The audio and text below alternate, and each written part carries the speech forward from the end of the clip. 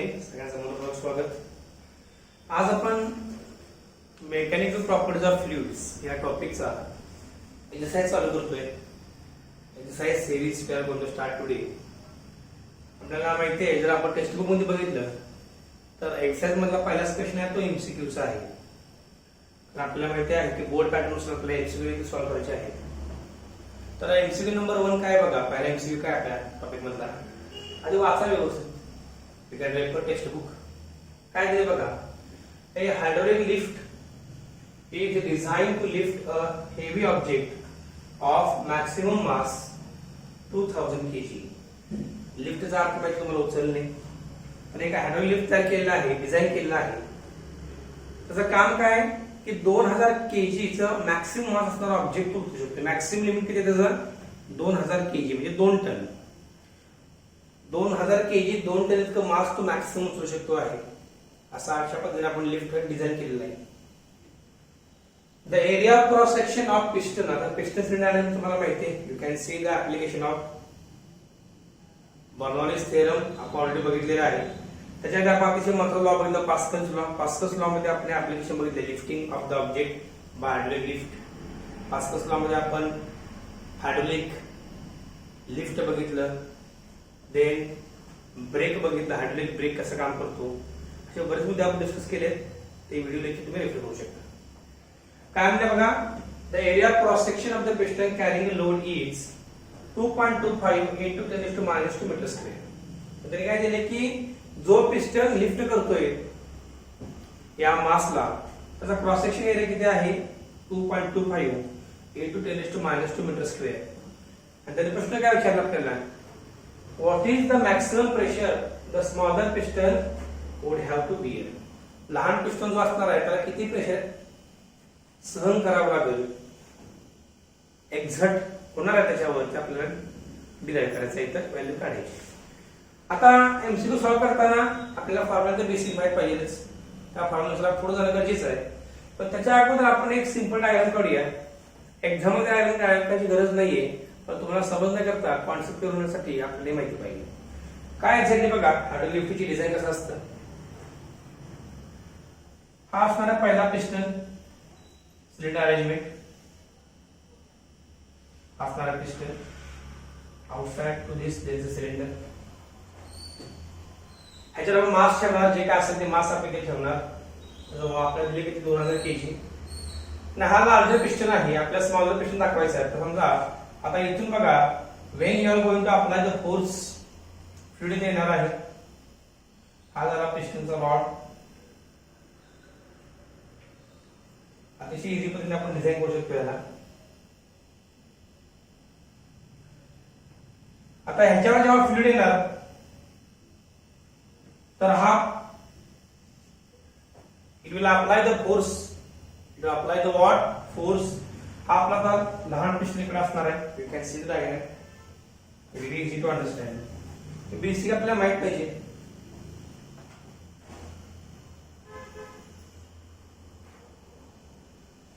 इथं आपण लहान आकाराने लहान असणारा क्रॉस सेक्शन कमी असणारा पिस्टन सिलेंडर दाखवायचा आहे.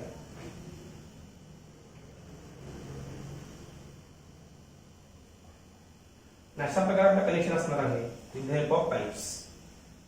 तर ऑब्विसली ह्याचा एरिया आपल्याला दिला आहे. एरिया क्रॉस सेक्शन किती दिले आपण, तर आपण A1 म्हणूया. किती दिले area cross section 2.25 into 10⁻² metre square. हा एरिया क्रॉस सेक्शन दिला आहे. तुम्हाला A2 विचारलेला आहे. A2 equals question mark. आणि तुम्हाला त्यांनी मास दिले. इथलं मास किती आहे, मोठ्या पिस्टन सोबत असणारा मास मॅक्सिमम मास किती आहे 2000 kg. The area cross section of the piston carrying the load is. आता जनरल लोड कॅरी केलं त्याचा क्रॉस सेक्शनचा मास किती आहे, किती मास तो उचलू शकतोय. त्यांनी दिले 2000 kg. I write here 2000 kg. ही बेसिक अरेंजमेंट आहे आपल्या दिलेल्या न्यूमेरिकलची. आपल्याला बेसिक प्रॉब्लेम माहिती आहे. कसं आहे ना सोल्युशन बघा. We have pressure equal to what force by area. Force by area हा बेसिक फॉर्म्युला आपल्या प्रेशरचा. Force by area. आता आपल्याला माहित आहे की according to Pascal's law pressure will always be constant irrespective of cross section. Cross section कोणतं का असणार प्रेशर कधी बदलणार नाही, कारण कोणी सांगितले पास्कल्स लॉ जर स्टॅटिक फ्लुइड असेल तर मग काय येणार F बाय A कॉन्स्टंट येणार. म्हणजे काय येणार मी इथं F by A equal to constant which law Pascal's law. आता आपण एक क्वेश्चन वापरूया आपल्या कंडिशन साठी. मग काय येणार सांगा, if you go for here F1 by A1 is equal to काय येणार F2 बाय A2. काय फॉर्म्युला लिहिले मी बघा, F1 by A1 equal to what F2 by A2. आता फक्त आपल्या किमती भरायच्या आहेत. त्याने आपल्याला विचारलंय काय किती प्रेशर एक्झर्ट होणार आहे कशावर, लहान पिस्टनवर. द्याज द प्रेशर. आता मला सांगा आपल्याला फोर्स दिले का त्यांनी, yes they have not given us force, पण त्याची फोर्स म्हणजे इन टर्म्स ऑफ वेट दिलेला आहे बघा. फोर्स बाय एरिया आहे आपण कॅल्क्युलेट करू शकतो. आता F1 by A1 F2 by A2 हे आपल्याला काढायचं आहे. फक्त आपल्या किमती भरायच्या जातात. मला काय काढायचं आहे F2 बाय A2 काढायचं. F2 बाय A2 म्हणजे P2 pressure at what this small cross section. मग काय येणार बघा, देयरफॉर F2 बाय A2 काय येणार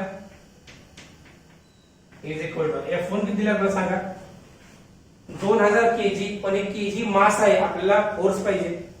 फोर्स हा आपला काय ते वेट घ्यायला पाहिजे. मग तुम्हाला जर मास रूपांतर करायचं असेल वेट मध्ये काय करायला लागेल, we have to multiply by g. कारण का W इक्वल टू mg हा बेसिक फॉर्म्युला आहे. इथे काय आहे सांगा, मग इन स्पाइट ऑफ F1 मी काय लिहिणार, मास किती आहे 2000 kg, g किती असतो 9.8 डिवाइडेड बाय. आता एरिया क्रॉस सेक्शन द्यायचं आहे आपल्याला. व्हॉट एरिया क्रॉस सेक्शन द्या गिवन आपल्याला F1 F2 बाय A2 काढायचं. मी F1 ची व्हॅल्यू भरली आहे. A1 किती दिल्या बघा, एरिया क्रॉस सेक्शन 2.25 × 10⁻². काय ना 2.25 × 10⁻². आता हे आपल्याला सॉल्व्ह करावं लागेल. If you solve it very easy to understand. आपल्याला सिंपल पद्धतीने सॉल्व्ह करूया. मग काय ते बघा, कारण मी P2 म्हणतो. P2 इक्वल टू काय ना सांगा आता, if you take it as a 10 तिथे किती झाला 9.8 ला आपण 10 घेऊया. अप्रोक्सिमेट आन्सर करता येईल आपल्याला. मग काय येणार बघा 2 × 10⁻³ 2000 म्हणजे काय 10 चा तिसरा पॉवर 1000 ला मल्टिप्लाय करणार आपण 1000 ला मल्टिप्लाय करणार. मग इथे काय येणार × 10 येणार. In spite of 9.8 I have taken 10 divided by काय येणार 2.25 × 10⁻². माइनस वर शिफ्ट करा. मग काय येणार P2 इक्वल टू हे येणार 3 + 4 3 द 4 कसं येणार 3 + 1 4 येणार आणि -2 वर गेला +2 होणार. मग काय येणार सांगा, मग 2 डिवाइडेड बाय 2.25 × 10⁻⁶ काय येणार 6 येणार. 3 + 1 1 + 2 6. आता ऑप्शन मध्ये बघा जास्त विचार करायची गरज नाही. ज्या ठिकाणी 10 चा पॉवर 6 आहे ते आपला आन्सर असणार आहे.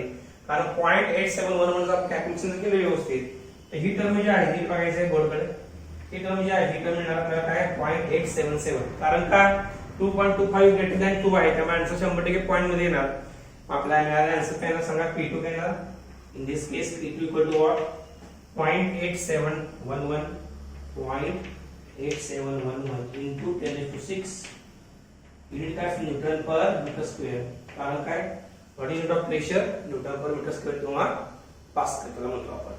1 pascal equal newton per metre square. त्यामुळे आपला आन्सर काय येणार आहे पहिल्याच क्वेश्चनचं. We get the answer as A. सगळ्यांनी टिक मार्क करायचा आपल्या आन्सरला. झाला पहिला एमसीक्यू आपला.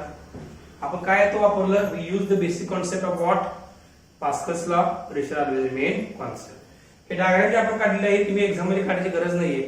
हे तुम्हाला समजून घेण्याकरता दाखवलेलं डायग्राम आहे. पण ह्याचा खूप फायदा होतो जर आपल्याला न्यूमरिकल मध्ये व्हॅल्यू चेंज केल्या आणि दुसरी कोणती क्वांटिटी विचारली तर. अशा प्रकारे आपला पहिला एमसीक्यू कव्हर झालेला आहे. आपण बघणारा नेक्स्ट एमसीक्यू, पण हा एमसीक्यू वारंवार रिवाइज करणं गरजेचं आहे. स्टुडंट्स सगळ्यांनी बघायचं आहे. तर आपला सिक्वेन्स मध्ये दुसरा एमसीक्यू बघा. प्रत्येक वेळी वारंवार एक गोष्ट सांगितलेली आहे एक रिव्हिज टॉपिक असो की प्रश्न वाचायचा व्यवस्थित घाई गडबड करायला नाही जास्त. दिल्ली कंडिशन वाचायचं कारण बऱ्याच वेळा सोपे एमसीक्यू सुद्धा आपण आवडून बसतो. ते टाळण्याकरता आपलं डोकं शांत ठेवायचं आणि दिल्ली कंडिशन वाचायची. ओके काय दिले बघा दुसऱ्या एमसीक्यू मध्ये 2 कॅपिलरी ट्यूब्स 2 ट्यूब्स आहेत कॅपिलरीचे. आपण ऑलरेडी कव्हर केली theory of radii.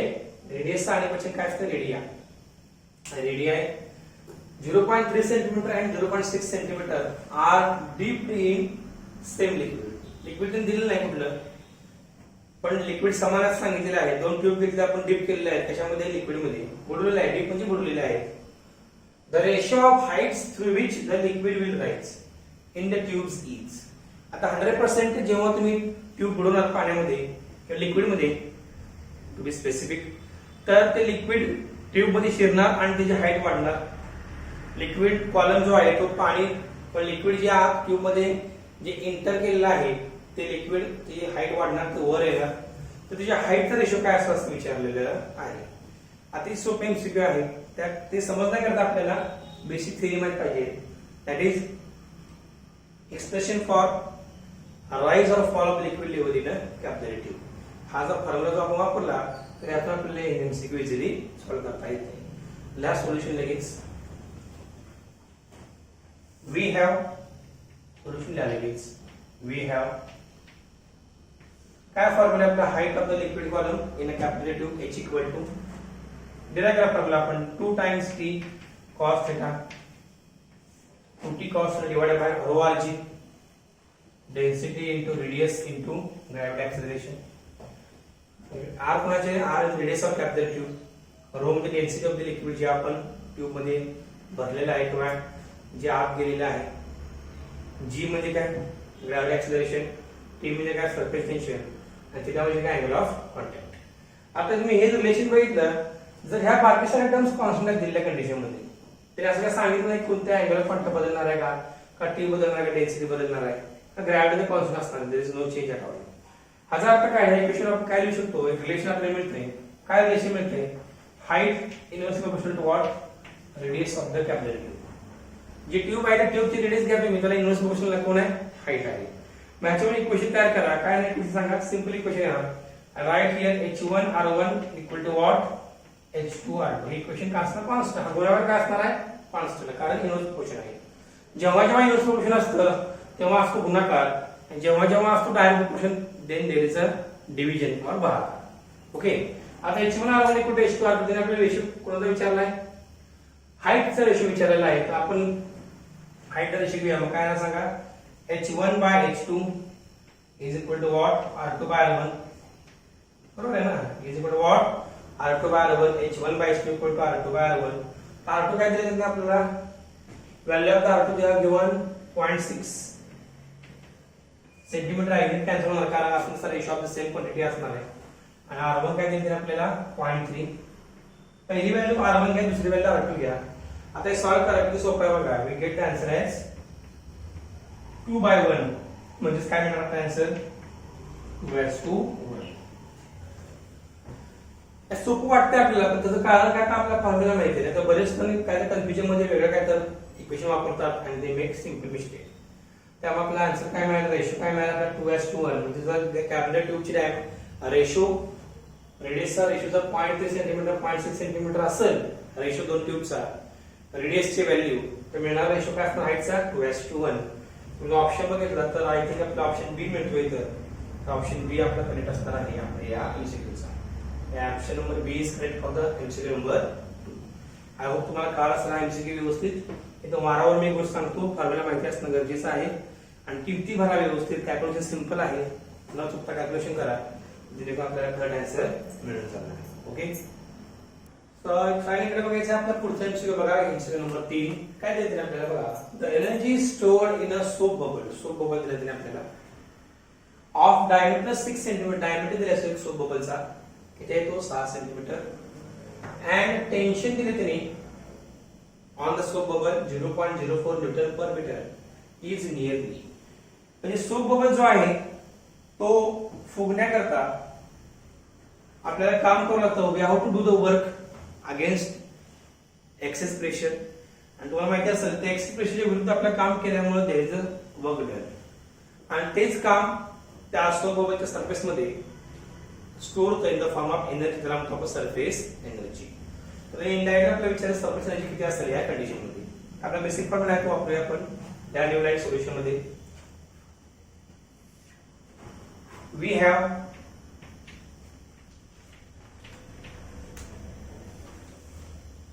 surface energy equal to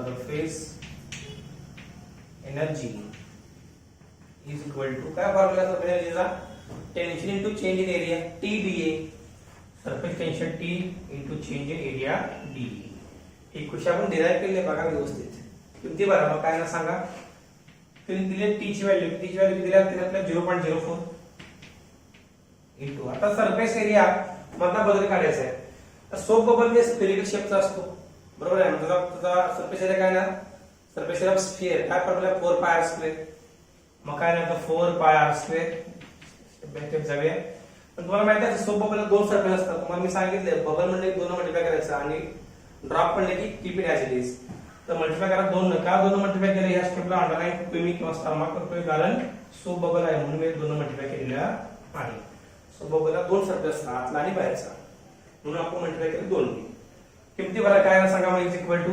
0.04 into 4 ला 4 as it is into 3.14 तर रेडियस विचार रेडियस किती असणार डायमीटर 6 सेंटीमीटर रेडियस काय असणार मग 3 सेंटीमीटर त्याच्या हाफ असणार मग 3 into आपल्याकडे काय लागला ना SI मध्ये 10 to power -2 येणार बरोबर ना 4 पाय r स्क्वेअर म्हणजे आपला स्क्वेअर करू लागले सर स्क्वेअर करायला ना कारण का रेडियस आपले बघा ना निम्मी केल्यानंतर 3 येणार आणि सेंटीमीटर मीटर केल्यानंतर आपल्याला -2 मल्टिप्लाय करायला लागला I think all values we have put properly into 2 लॅज व्हॅल्यू बघा ते 2 ल्या ठीक आहे इज इक्वल टू किमतीवर आता कसं करतोय बघा काय विषय मी आणि 10 ची पॉवर ऍडजस्ट करून घेतो हे बघा 4 ला 4 लिहितो मॅजिक इज हाय 4 ला 4 ॲज इट इज इथला 4 बाजूला काढला मी 0.04 मधनं 4 इनटू काय ना मग हे 3.14 ला मी 314 लिहितो नीट बघा इनटू आता मी काय करतोय ही 0.04 म्हणजे काय असणार 10 to power -2 मल्टिप्लाय करायला लागणार 0.04 म्हणजे मी कशाला मल्टिप्लाय केलं 100 ने मल्टिप्लाय केलं मग 100 डिवाइड करायला लागणार बरोबर आहे मग वर काय ना 10 to power -2 इथलं पण 10 to power -2 ते इंस्टॉल केल्यामुळे दोन मी पॉवर ऍडजस्ट केली -2 ऍडजस्ट केला इथं म्हणजे काय आहे -2 into -2 -4 येणार हे समजून घ्यायचे -2 कुठं आलं ह्याचं -2 आणि ह्याचं -2 म्हणून आलं -4 हे 4 इथले 4 ॲजिट दिलं 314 ॲजिट दिलं प्रत्येक स्टेप तुम्हाला सांगायला समजून घ्या त्याचा फायदा घ्या आता 3 चा स्क्वेअर काय येणार इथं 9 येणार आणि हे -2 चा स्क्वेअर काय येणार परत -4 येणार आणि 2 2 as it is no change at all आता राहिला फक्त पार्ट कॅल्क्युलेशनचा आहे मग काय ना सांगा 9 2 जा 18 इथं 16 येणार 16 into 18 काय बघा 16 into 18 9 2 जा 18 into काय ना 314 into काय ना -4 -8 येणार -8 आता आपल्याला फक्त कॅल्क्युलेशन बघायचं व्यवस्थित कशा प्रकारे आपल्याला कॅल्क्युलेशन करता येईल हे चेक करायचं आहे आता हे मल्टिप्लिकेशन आपल्याला करून घ्यावं लागेल 16 into 18 into 314 okay so will do multiplication very easy आता आपण काय करूया 314 आणि 18 चं मल्टिप्लिकेशन करून घेऊया 314 into 80 काय ना बघा कॅल्क्युलेशन करा ना 18 4 जा 72 yes or no you can do log book also but काय करायचं आहे बेसिक कॅल्क्युलेशन आहे बेसिक अल्जेब्रा 18 4 जा 72 रिमाइंडर आला 7 18 1 जा 80 80 प्लस 7 किती आला 25 रिमाइंडर 2 येणार परत 18 3 जा 54 प्लस 2 काय 56 येणार हे झाला आपला 314 आणि 18 गुणाकार झाला इंटू 16 मल्टिप्लाय करायचा इंटू 16 करा डायरेक्ट लगेच मल्टिप्लाय करून टाकायचं 16 चा काय येणार 32 रिमाइंडर किती आले 3 16 5 जा 18 प्लस 3 किती येणार 83 रिमाइंडर 8 16 6 जा 96 प्लस 8 104 म्हणजे इथं 4 आणि राहिले रिमाइंडर 10 येणार आणि 16 5 जा 80 प्लस 10 90 येणार इथं आणि त्याला 90432 म्हणजे बघा काय आलं 90 चेक करा बघा कॅल्क्युलेशन परत एकदा 432 इनटू काय आलं 10 to power -8 ऑप्शन मध्ये बघायचं आय थिंक मला पहिला ऑप्शन दिसतोय बघा इथं 0.9 आपण ऍडजस्ट करूया पॉवर 1 2 3 4 5 अगदी बरोबर ते आपल्याला एक्झॅक्ट आन्सर मिळते बघा काय आहे 0.9 डिरेक्टली आन्सर तुम्हाला सांगितलेलं नाहीये डिड द कॅल्क्युलेशन आपण कॅल्क्युलेशन केलेलं आहे मग सांगतो तुम्हाला काय व्हॅल्यू काय सांगा मला I get the value of what is equal to what 0.90 into 10 to -5 म्हणजे ऑप्शन नंबर ए बघा 0.9 10 to the power -3 आहे -3 इथं काय ना सांगा फायनल आन्सर आपलं 0.9 आपल्या दिलेल्या ऑप्शन मॅच करू ना आपला आन्सर इंटू 10⁻³ याचा युनिट काय एनर्जी इज द जूल म्हणजे आपला आन्सर काय आलं option A 100% I think we did the correct calculation तुम्ही जेवढं कॅल्क्युलेशन काउंट करताल तेवढं तुम्हाला हार्ड होईल एक्झाम मध्ये okay this is end of our MCQ option number A is correct side इकडे बघायचं आहे पुढचा एमसीक्यू बघा एमसीक्यू नंबर 4 चौथा एमसीक्यू बघा काय दिले ते आपल्याला to hailstones with a radii in the ratio of 1:4 आता hailstones अर्थ काय स्पेस मध्ये येणारे स्टोन्स स्पेस मध्ये धूमकेतूसारखी छोटे छोटे खडे आला असं म्हणतो आपण hailstones बिकॉज टर्नेबलचा कॉन्सेप्ट आहे तो अतिशय वेगळा खाली म्हणजे ॲटमॉस्फिअर मध्ये येतोय तो stone 100% is like a comet असं मला काय हरकत नाही एखादा छोटासा खडा वगैरे if it has come from atmosphere with high speed जसं मला इमेजिंग होऊ शकते एखादी वस्तू आकाशात गेली उंचावर आणि अचानक फुटली एक दगड आहे वर फेकला तुम्ही एक अचानक फुटला तर ते सगळे तुकडे खाली झाले तो प्रकार आहे तर असे दोन दगड जे आहेत त्याची रेडियस त्यांनी दिली रेशो आहे 1:4 आहे पहिला तर समजा 1 सेंटीमीटर असेल दुसरा असता 4 सेंटीमीटरचा चौपट आहे म्हणून रेशो दिला 1:4 fall from a great height हे वाक्य महत्वाचं आहे ग्रेट हाईटचा अर्थ ग्रेटचा अर्थ का अतिशय उंचावरून थ्रू ॲटमॉस्फिअर अगदी बरोबर ॲटमॉस्फिअरहून ते खाली येत आहे तर ratio of their terminal velocities is म्हणजे ह्या एमसीक्यूचं स्पेशलिटी काय की डायरेक्टली आपल्याला विचारलेलं आहे की what is the ratio of terminal velocities म्हणजे आपल्याला तरी क्लिअर दिला डायरेक्टली की आपल्याला फॉर्म्युला कशा वापरायचा आहे टर्मिनल वेलोसिटीचा फॉर्म्युला वापरायचा आहे आणि आपण इक्वेशन डिराइव्ह पण केलेलं आहे मला माहिती आहे we derive equation for terminal velocities ठीक आहे आपण सोल्युशन लिहूया तर ऑप्शन दिला आपले A B C D let us see which option will be feasible बघा सोल्युशन मध्ये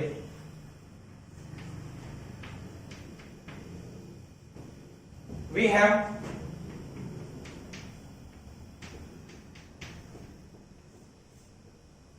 फॉर्म्युला काय टर्मिनल वेलोसिटीचा we have v equal to v म्हणजे काय टर्मिनल वेलोसिटीचा फॉर्म्युला काय आपल्याला काय formula 2/9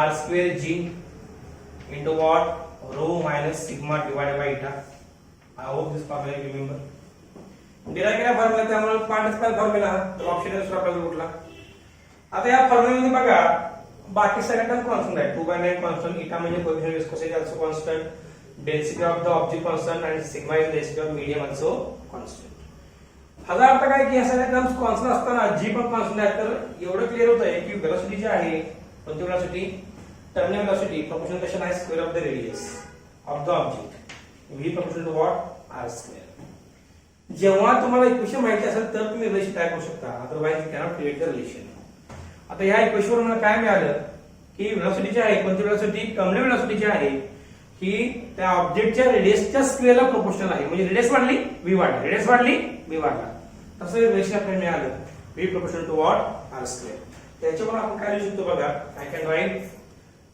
v1 by v2 is equal to what r1 by r2 brackets करेगा किंवा r1 square by r2 square simple असेल लिहूया r1 square by r2 square okay आता r1 बाय r2 चा रेशो आपल्याला दिलेला आहे की 1:4 आहे so I can write it is equal to what r1 by r2 नीट बघा पूर्ण ब्रॅकेट्स मध्ये लिहितो मी काय प्रॉब्लेम आहे तुम्हाला no problem r1 by r2 आपल्याला दिलेला आहे म्हणून हा ब्रॅकेट स्क्वेअर करून टाकला आपण करू शकतो the rule of index is equal to काय ना सांगा मग किमती भरा r1 बाय r2 किती आहे 1:4 म्हणजे 1/4 ने दिलेला आपल्याला तर काय असणार आहे स्क्वेअर असणार तर तुम्ही स्क्वेअर केला 1/4 चा होतो 1/16 इज इक्वल टू व्हॉट 1/16 100% ते मला क्लिअर होतं यातून की आपलं येणारा आन्सर काय असणार आहे 1:16 म्हणजे रेशो जर 1:4 असेल तर वेलोसिटी किती असणार आहे 1:16 असणार आहे म्हणजे रेशो जर वेलोसिटी 1 पट असेल तर दुसऱ्या स्टोनची वेलोसिटी 16 पट वाढणार आहे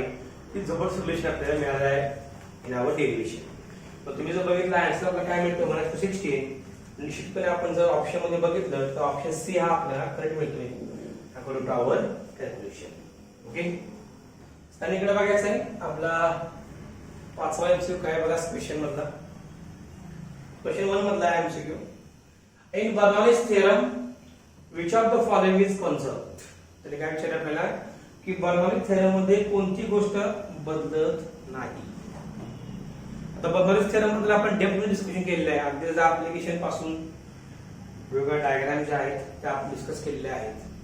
तर बर्नौलीज थेरम आपल्याला काय म्हणतात की जे वर्क डन जे असतं लिक्विड केलेलं ह्याचे किंमत इतकी असते, it is equal to what summation of kinetic energy and potential energy of the liquid inside the cube हे आपल्याला माहिती आहे.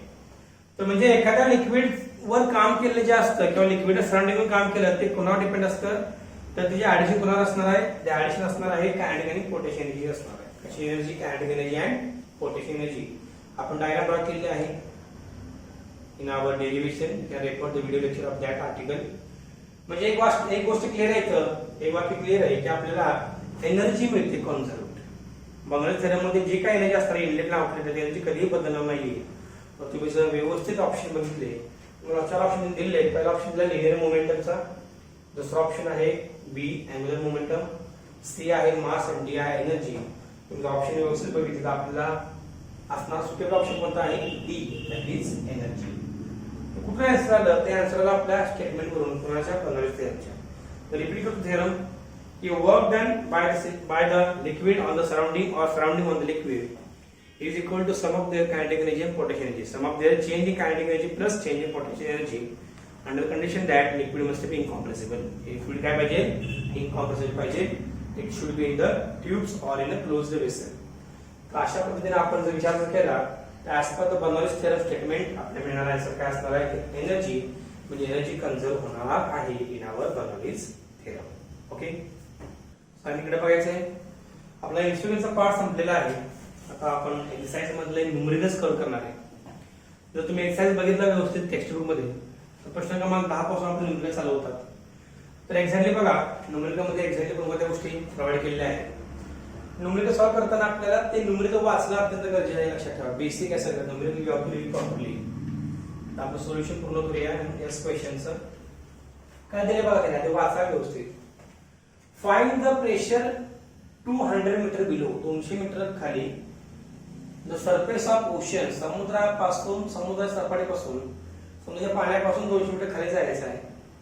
तिथं प्रेशर मोजायचं आहे. If the pressure on the free surface of the liquid, समुद्राच्या पाण्यावर किती प्रेशर आपल्याला होते 100% 1 ऍटमॉस्फिअर असणार आहे. पाणी समुद्राचं ऍटमॉस्फिअर क्वांटिटीमध्ये असणार आहे.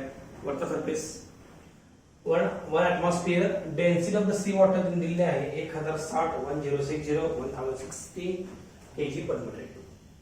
आता हे न्यूमरिकल सॉल्व्ह करताना बरेच जण काय गडबड करतात आणि सिंपल कॅल्क्युलेशन मध्ये मिस्टेक करतात. ते आपल्या होऊ द्यायचं नाही. काय करतात, आपल्याला शांत डोकं ठेवून 1 by 1 गोष्टी लिहायच्या आहेत आपल्या एक्सरसाइज मधल्या न्यूमरिकलचे आणि स्टेप बाय स्टेप कॅल्क्युलेशन करून आन्सर काढायचे.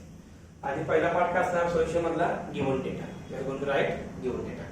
दिस our standard procedure of the solving numerical. या given data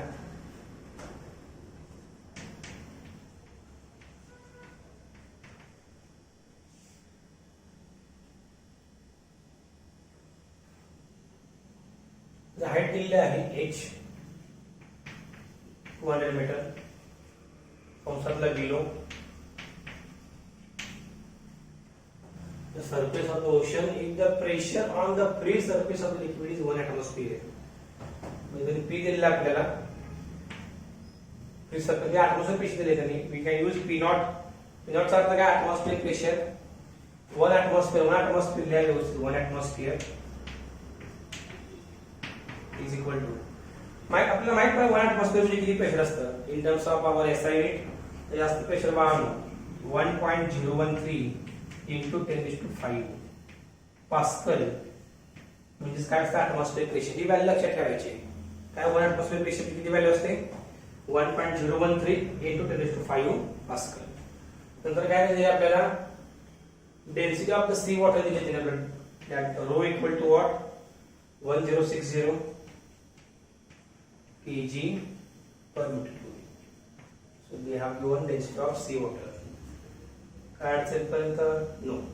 I think Delhi माहिती आपल्याला वापरायची आहे. आता आपण एक सिंपल डायग्राम काढू. डायग्राम काढू नका, फक्त बघा की आपलं सी वॉटर आहे. इथं प्रेशर किती आपल्याला झालंय ऍटमॉस्फिअर प्रेशर P0. आणि आपण किती हाईट खाली गेलो आहे 200 मीटर. धरून चला आपला पॉइंट आहे. ह्या पॉइंटला प्रेशर विचारलेला आहे. आता ह्या पॉइंटचा प्रेशर काढायचं म्हणजे आपल्याला प्रेशर टू लिक्विड कॉलम घ्यावा लागेल. काय घ्यावं लागेल, एच किती दिले तरी आपल्याला 200 मीटर, म्हणजे हा काय ना pressure due to liquid column will be here that is h. आणि त्याच्यामध्ये आपल्याला काय ऍड करावं लागेल, ऍटमॉस्फिअर प्रेशर ऍड करावं लागेल, कारण वरच्या पाण्यावर प्रेशर आपल्याला होते त्यामुळे इथं पण ही pressure as it is transfer होणार. म्हणजे आपण नेट प्रेशर काढण्यासाठी काय वापरावं लागेल, formula use the formula what net pressure equal to atmosphere pressure plus gauge pressure. That solution we have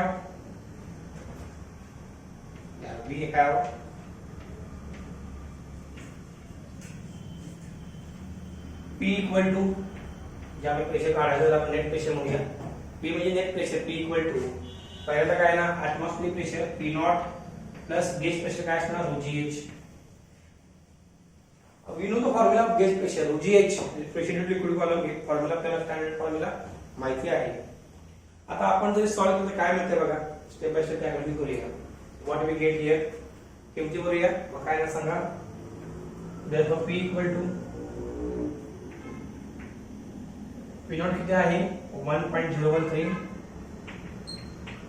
into 10⁵ plus locus आले किती डेन्सिटी ते 1060, मग काय आहे इथं प्लस 1060, जी किती 9.8, जी किती आहे 9.8 कंसाम टाकूया आपण, इंटू काय ना h किती आहे, h 200 मीटर आहे, साधारण हियर 200 मीटर. किमती भरले बघा आपण. P ची व्हॅल्यू काय लिहिली, प्रेशरची आपल्या पाईप कॅल्क्युलेशन करायचं आहे. Which pressure we to calculate this pressure P, काय फॉर्म्युला आपल्याला मिळाला P नॉट प्लस ρgh. आपण किमती भरल्या, काय किमतीमध्ये आला आपल्याला सांगा. P नॉट ची व्हॅल्यू किती आहे 1.013, ऑर्डर मी लिहिले तर pressure of liquid atmosphere plus ρgh, rho किती 1060, g 9.8 आणि h 200 मीटर. आता आपण सॉल्व करूया काय ते बघा. therefore P equal to you can see 1.013 into 10⁵ plus plus as it is. आता हे 200 ना मल्टिप्लाय करायचं. What we have then 1060 into हा मी 10 घेतो 9.8 ला, otherwise no keep as it is. त्याला काय करू आपण 9.8 into 2 into 100 करूया 10 स्क्वेअर. हे बघा 200 म्हणजे काय नाही 2 into 100 तर 10 चा स्क्वेअर. P काय ना 1.013 into 10⁵ plus plus as it is in bracket. 9.8 into 2 किती येणार 98 to the 196 if I'm not wrong. Yes, 98 to the किती येणार 196, म्हणजे किती येणार सांगा 1060 प्लस 19.6 येणार इथं into 10 square. therefore P equal to काय ना 1.013 into 10 to the power 5 plus plus as it is. आता 10 स्क्वेअर चा इथं आपण काय करूया 106 घेऊया इथं, otherwise we go for addition.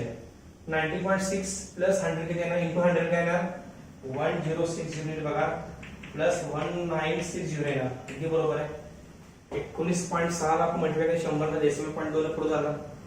आता ऍडिशन करा 1960 प्लस 1060, अरब कॅल्क्युलेशन करा काय ना बघा सगळ्या इकडे बघायचं 1960 प्लस काय ना 1060. और कॅल्क्युलेशन तुम्ही स्वतः करणं गरजेचं आहे, लक्षात ठेवा, अदरवाइज एक्झाम मध्ये प्रॉब्लेम येईल. 0 0 आणि it is 12 reminder 1 0 reminder 1 3 that 3020 3030 मग त्याला P equal to what 1.013 into 10⁵ plus काय लागले तर in bracket 3020 3020. No problem at all. आपण हे जाता ρgh केलेला already, no issue at all. Density, gravity आणि h हे आपण मल्टिप्लाय केलं. therefore P equal to, आता आपल्याला हा 10 चा 5वा पॉवर इथं ऑलरेडी आहे, तर आपण काय करूया just will go for the adjustment of the values. आपण काय करूया ऍडजस्टमेंट व्हॅल्यूज केल्या तर हे आपण जर सॉल्व केलं you will get one final answer. तुम्ही काय करायचं आहे 3020 आहे तर तुम्ही जर 0.3020 किती येणार तर 10 ची पॉवर काय येणार, जर मी डिवाइड केलं 10⁴ वर प्लस 5 येणार प्लस 4 येणार, परत अजून 0 केलं तर मग काय येणार इट विल कम 0.033 3020 आपण असं कॅल्क्युलेशन करूया, आपलं काम अजून सोपं होईल. What we have then 1.013 into 10⁵ plus असं जर मी दिलं 0.03020 into 10⁵. मॅट्रिक्स मी गेली बघा, मी डायरेक्ट 10⁵ डिवाइड केलं तर मल्टिप्लाय करणं गरजेचं आहे. आता 1.013 प्लस 0.032 ऍडिशन केली तर आपल्याला एक आन्सर मिळून जाईल. तर आन्सर जस्ट 10⁵ आपलं कॉमन घ्यायचं आहे and then we get the final answer. Write down p equal to, so we have to पहिले घेऊन त्याचा बघा, चेक करा व्यवस्थित दिलेला डेटा बरोबर आहे का. यस p फॉर्म्युला बरोबर आहे. आपण कॅल्क्युलेशन करता आपल्याला काय मिळते बघा. So we get p equal to 10⁵ common करा दिलेल्या कंडिशन मधून. इफ यू सी हियर आपल्याला दिलेले प्रेशर कसं आहे बघा, atmospheric pressure द्या 1, that's why we multiply by 10⁵. 10⁵ कारण तेच आहे.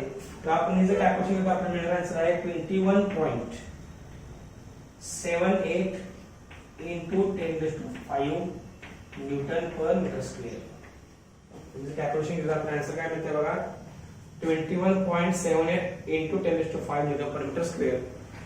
हे आपल्याला मिळणार आन्सर आहे. Do the calculation properly. जर आपण ऍड जरी केलं तर बघा 0.013 and 0.03 ऍड जर केलं तर आपल्याला बघायचं I think will get the same answer if you check properly. Okay, तर अशा प्रकारे आपण कॅल्क्युलेशन केलं तर आपल्याला मिळणार आन्सर काय मिळते 21.78 into 10⁵ Newton per metre square. या पॉइंटला एवढं प्रचंड प्रेशर आपल्या होणार आहे. ओके, सायले बघायचं पुढचं न्यूमरिकल क्रमांक 18 आहे 11. इंटरेस्टिंग न्यूमरिकल आहे एकदम. काय दिलं बघा, इन अ हायड्रोलिक लिफ्ट, एक हायड्रोलिक लिफ्ट आहे. आपण ऑलरेडी एमसीक्यू मध्ये कव्हर केलं बघा, वजन उचलण्यासाठी वापरणार hydraulic lift. The input piston has a surface area of 30 centimetre square. Surface area किती आहे त्याचा 30 सेंटीमीटर स्क्वेअर आहे इनपुट पिस्टनचा. पण इनपुट पिस्टन जिथं आपण इनपुट देणार आहे तो फोर्स अप्लाय करणार दुसऱ्या बाजूला जी काही वस्तू आहे ती उचलणार आहे. And output piston has a surface area of 1500 centimetre square. 15 centimetre output पिस्टनचा सरफेस एरिया आहे. If a force of 25 Newton is applied to input piston, 25 Newton force apply केला input piston ला, calculate the weight on the output piston. तर किती weight असेल output piston वर असं विचारलेलं आहे. तर हे न्यूमरिकल सॉल्व्ह करताना आपल्याला एक गोष्ट माहित पाहिजे की आपण निश्चितपणे हे न्यूमरिकल पास्कलच्या नियमानुसार सॉल्व्ह करणार आहे. तर आपले पहिली स्टेप काय असणार आहे, given data. So all of you write down the given data in your notebook.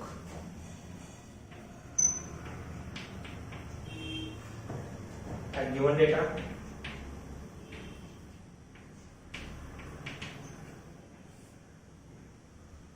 काय नाव सांगा. सरफेस एरिया दिलाय 30 सेंटीमीटर स्क्वेअर, म्हणजे आपण त्याला A1 म्हणूया 30 सेंटीमीटर स्क्वेअर. आणि आउटपुट पिस्टनचा सरफेस एरिया दिलाय किती 1580 दिलाय त्याने आपल्याला 1500 centimetre square. If a force of 25 Newton is applied to input piston, म्हणजे त्यांनी F1 दिलाय 25 न्यूटन. विचारलं किती वेट असेल कुठं आउटपुट पिस्टनला, म्हणजे त्यांनी विचारलं वेट म्हणजे फोर्स F2 किती असेल विचारलेला आहे. म्हणजे आपण कॉन्सेप्ट देऊ शकतो वेट. वेट काय आणि फोर्स काय, शेवटी वेट एक प्रकारचा फोर्सच आहे म्हणून मी काय दिलं F2 special mark bracket weight जे आपल्याला काढायचं आहे. आपण आपल्या फॉर्म्युला पास्कल्स लॉ अनुसार लिहा. Solution new line according to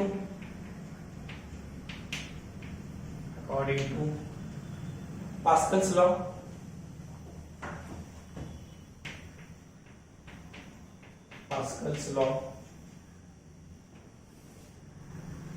काय फॉर्म्युला सांगा पास्कल लॉ नुसार. Pressure P equal to F by always constant is equal to what? Constant in a static fluid. In a what? Static fluid. आता pressure input आणि pressure output दोन्ही समान असणार आहे. मग आपण काय करू directly use formula F by A to be constant. मग काय येणार सांगा F1 by A1 equal to काय येणार F2 by A. आता आपल्याला F2 विचारलेला आहे, F2 बाजूला काढूया. मग काय येणार सांगा F2 equal to काय येणार F1 A2 divided by A. फक्त A2 शिफ्ट इथे डावीकडे क्रॉस मल्टिप्लिकेशन केलं राहिले टर्म काय राहिले मला F1 A2 divided by A1 as it is. तर किमती बघा काय ना सांगा F1 equal to F1 किती दिले आपल्याला 25 न्यूटन दिले त्यांनी आणि A2 त्यांनी दिला आपल्याला आणि A1 दिला त्यांनी आपल्याला. आता आउटपुटला काय घेतलंय इनपुटला काय घेतलंय आपल्याला माहिती पाहिजे लक्षात ठेवा. It's very very important. They ask F2 equal to question mark. Okay किमतीवर आला काय ना सांगा. If you multiply F1 what is called F1 25 A2 किती दिला त्यांनी A2 1500 डिवाइड बाय A1 किती आहे A1 what value of A1 they are given 30 centimeter square 30. Okay, so it's a very very important thing we can say. आता आपण हे solve करूया. जर 52 काय ते बघा.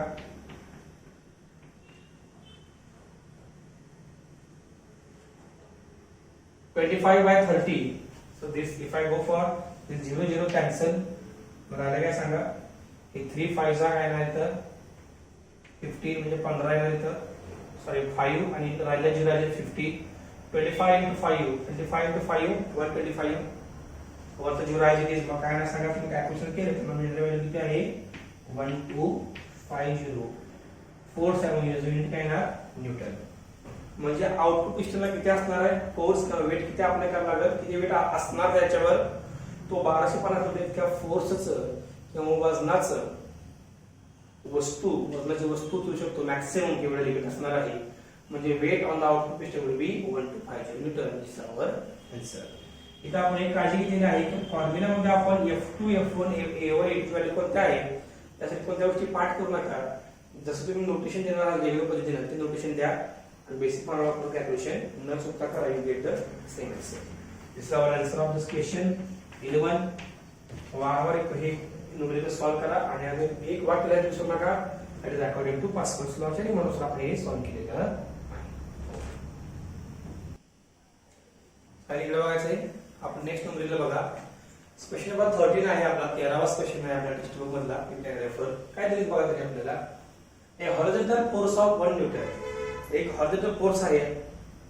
हॉरिझॉन्टल यू नो आडवा मराठीत किती फोर्स आहे तो 1 न्यूटनचा फोर्स दिला आहे आपल्याला. Is required to move metal plate of area. एक प्लेट आहे तिला मी मूव करायचं आहे. किती न्यूटन फोर्स अप्लाय केले मी 1 न्यूटन फोर्स अप्लाय केल्यानंतर त्या प्लेटचा एरिया दिला आपल्याला 10 to the power -2 metre square. With a velocity किती वेगाने त्या प्लेटला मूव करायचं आपल्याला with a velocity of 10 to 10 to the power -2 metre per second. असं इमॅजिन करत चला की एक्झॅक्ट दिले काय मेटल प्लेट आहे त्याला मूव करायचा किती वेगाने इतक्या वेगाने मूव करायचा आहे किती फोर्स पाहिजे 1 न्यूटन फोर्स पाहिजे. when rest on a layer of a oil. एक ऑइल आहे त्या ऑइलच्या लेअरवरती प्लेट ठेवलेली आहे. ऑफ थिकनेस दिले त्या ऑइलचं किती 1.5 10 to the power -3 metre thick आहे. ऑइलची जाडी एवढी आहे. Find coefficient of viscosity of the oil. म्हणजे इटा विचारते काय विचारलं म्हणजे इटा म्हणजे कोएफिशिएंट ऑफ विस्कोसिटी. आपण गिवन डेटा लिहा व्यवस्थित. Right solution.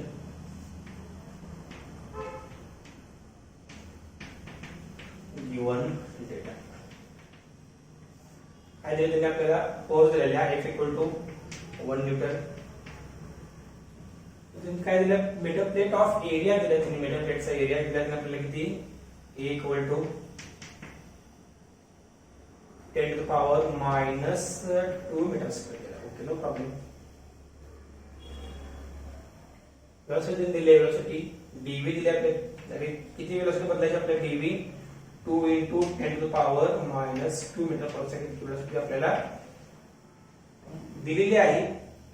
Well rest on a layer of oil of thickness दिला म्हणजे dx दिला dx. जे thickness of the oil dx आपण वापरतो सिंबल 1.5 into 10 to -3 मीटर इतका आपल्याला काय दिले थिकनेस दिलेला आहे. तर विचारलं काय त्याने आपल्याला इटाची व्हॅल्यू विचारली. इटा म्हणजे coefficient of viscosity question mark इटा ऑफ ऑइल. आता हा प्रश्न आहे न्यूटन्स लॉ ऑफ विस्कोसिटी वरचा. कशावरचा प्रश्न आहे न्यूटन्स लॉ ऑफ विस्कोसिटी वरचा. सो लॅब ऑफ सोल्युशन म्हणजे न्यू लाइन. अकॉर्डिंग टू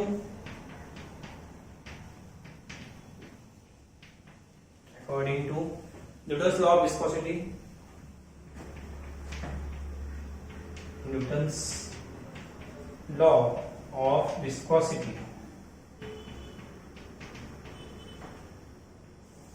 काय फॉर्म्युला विस्कोसिटीचा न्यूटन लॉ ऑफ विस्कोसिटीचा viscous force F equal to what eta A dv by dx, yes or no? काय फॉर्म्युला विस्कस फंक्शन कसं असतं area and change in velocity gradient that is dv by dx eta मध्ये constant असतो इथं. तर आपण एटा विचारलेला आहे, एटा काय सांगा यातून eta equal to f divided by shift करायची टर्म ही पूर्ण टाइम शिफ्ट करतोय बघा डिनॉमिनेटरला a dv by dx, a dv by dx, then eta equal to काय ना सांगा मग f किती आहे सांगा 1 newton 1/1 as it is divided by तर एरिया दिला आपल्याला ते किमती बराच काम आहे इथं 10 to power -2 10 to power what -2 dv दिला तर आपल्याला 2 into